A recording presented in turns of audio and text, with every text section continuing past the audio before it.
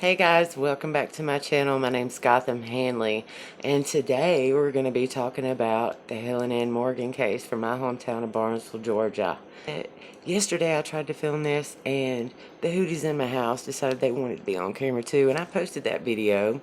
I get out because there was coughing and scraping on my microphone and interference. It was crazy.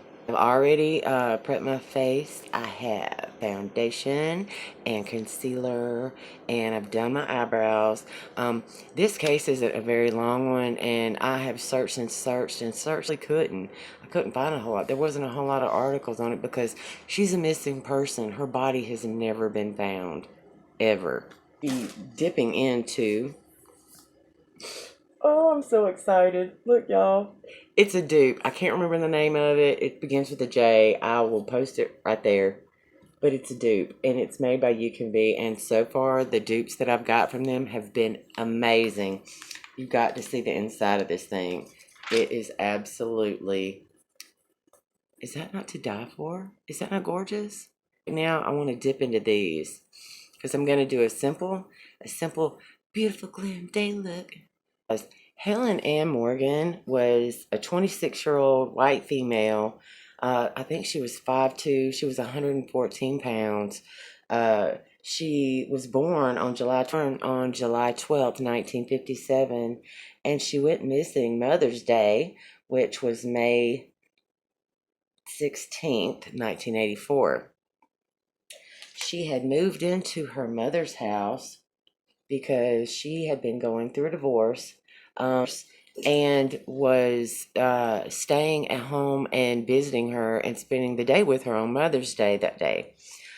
She got a call from what investigators and her mother believed to be the place that she worked at, which was the National Cash Registry in Fayetteville, Georgia, which is about 40 minutes or so from my hometown of Barnesville, which is where she was staying. The first call she got was 7 p.m. It lasted 4 to 6 minutes. She finished visiting with her mother around 10 o'clock that night.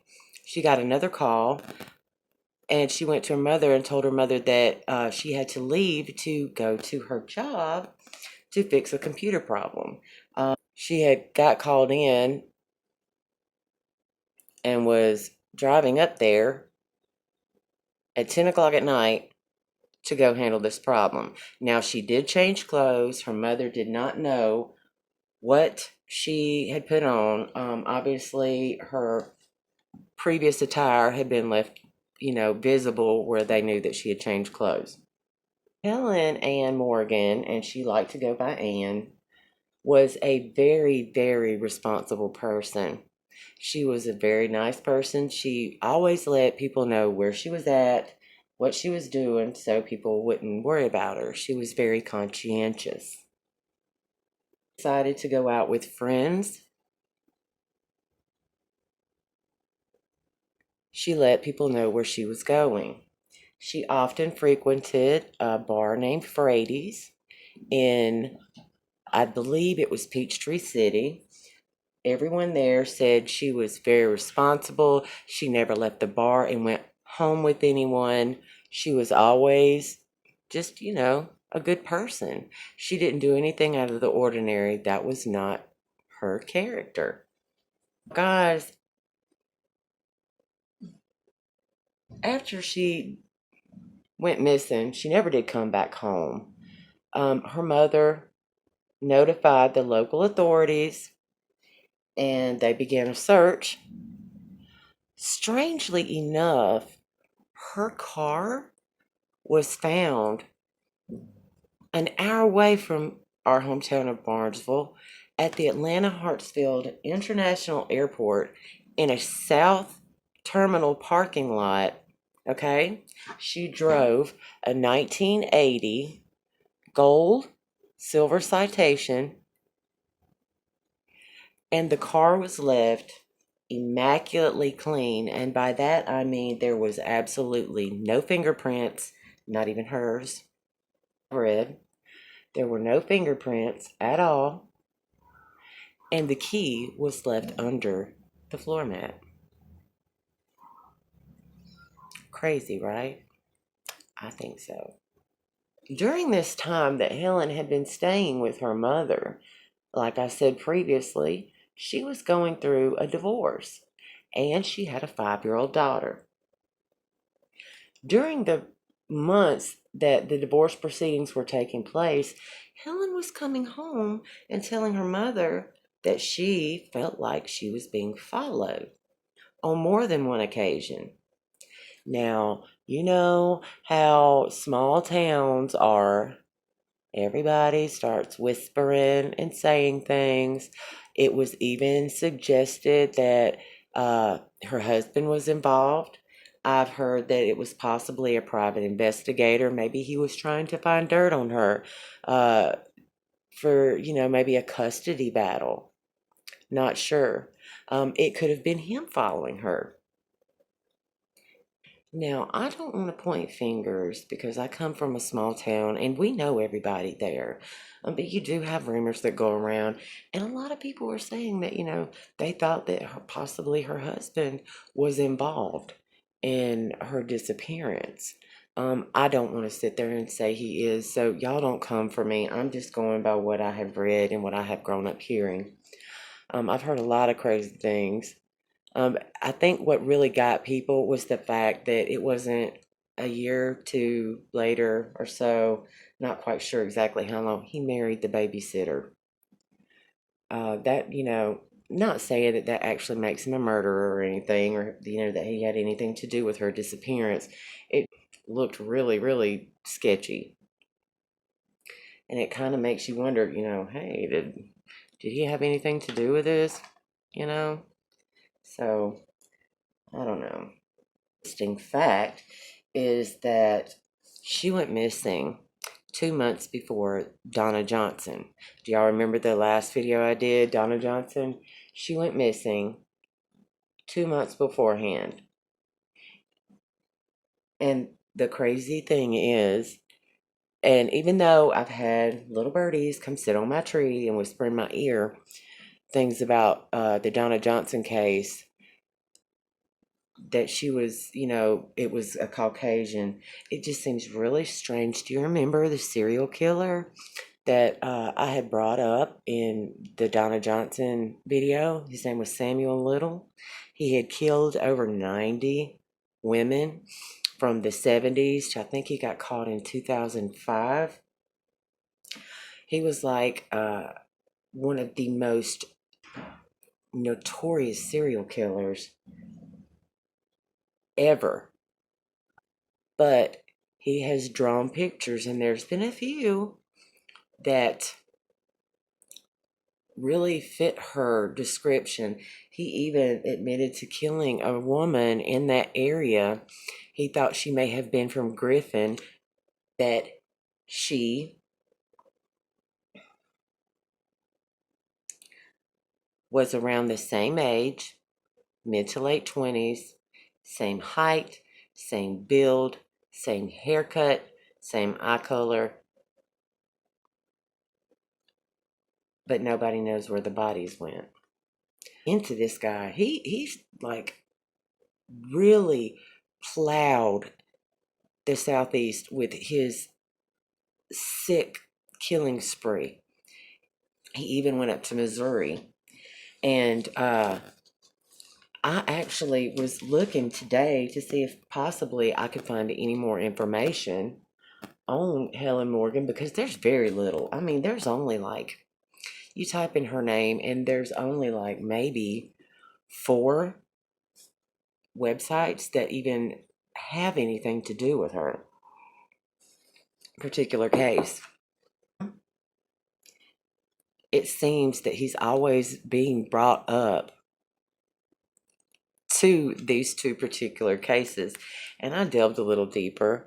I actually got onto Reddit and I saw there that a woman had posted, and I will put the link right here of, I can't remember her name right off the bat, but I did take a screenshot of it. Here it is. There was a body found near a Highway 78 county in Olive Branch, Missouri. January 24th, 1985. And I'm going to post a picture. It's a post-mortem picture. It's not disgusting or gory or anything. Um, but there is an uncanny resemblance. I'm not saying it is her. I just think it's really intuitive that this particular individual found Helen Morgan and just put two and two together with this particular body, unidentified Jane Doe that they found. And they believe it was in connection with the Samuel Little character. Why does he keep being brought up? I don't understand this. It's showing up, but yet nobody can pin him to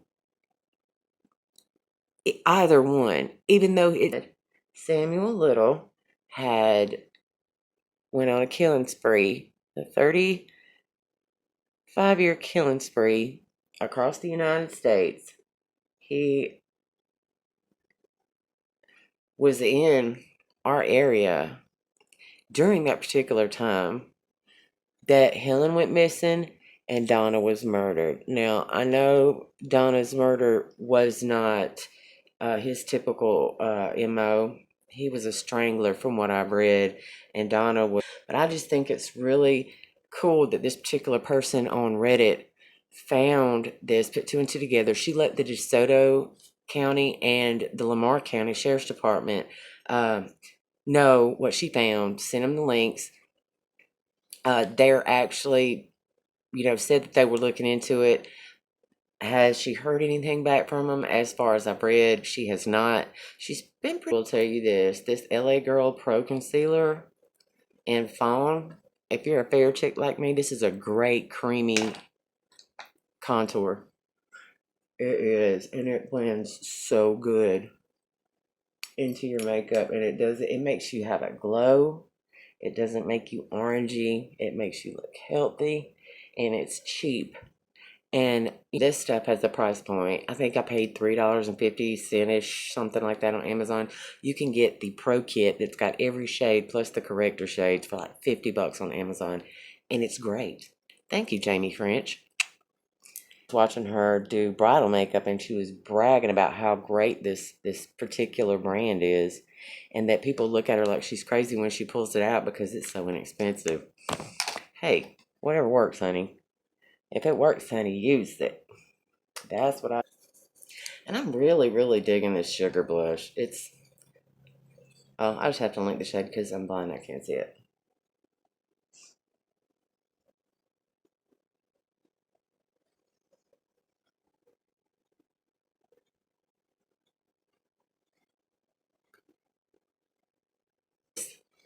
Came in a big glam bag. It was given to me by a friend. It is the Wondrous palette. It's gorgeous.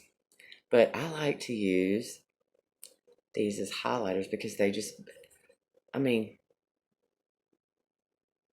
look at that. Bam! And it's pretty, What's happening, honey?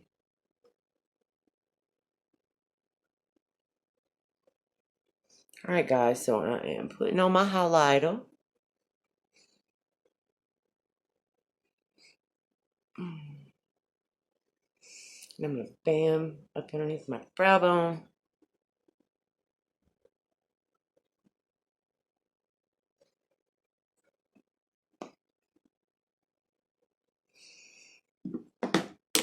Alright, guys, so I'm fixing to put on some mascara and slap on a false eyelash, and I will be right back. Okay, guys, I was editing my video, and I forgot to cut the camera back on when I did my outro, so... And guys, if y'all have made it this far, thank you. I was trying to be serious because this is my hometown. These are people I know and grew up around, and I want to have the utmost respect for their situation. Everything I've said is not to point fingers at anybody. It's just things that are posted online, things that have been said around, Barnesville, my hometown. Because, little towns, people whisper. You know what I mean? Uh, Thanks again, y'all, for tuning in. Please like and share. Subscribe if you like what I'm putting out. I'm trying to put out real stuff that can get real results. Please share this around because I know somebody out there knows something, whether it's the Donna Johnson case or, Helen Ann Morgan. We need to find out what happened to Ann. Where is she? Is she the lady in Missouri? Has anybody found out? If anybody knows, y'all can always hit me up on my Cold Cases and Cosmetics group on Facebook. Please, y'all swing by there. I try to post there daily. Again, guys, thank you so much. I really appreciate everything. And, I'm getting really good responses from people. Like I said, I have little birdies that come and sit on my tree and talk to me, which, I'm starting to learn a lot more. So, anyway, y'all stay tuned. I'll see y'all again next week. Y'all have a good one, okay? Bye.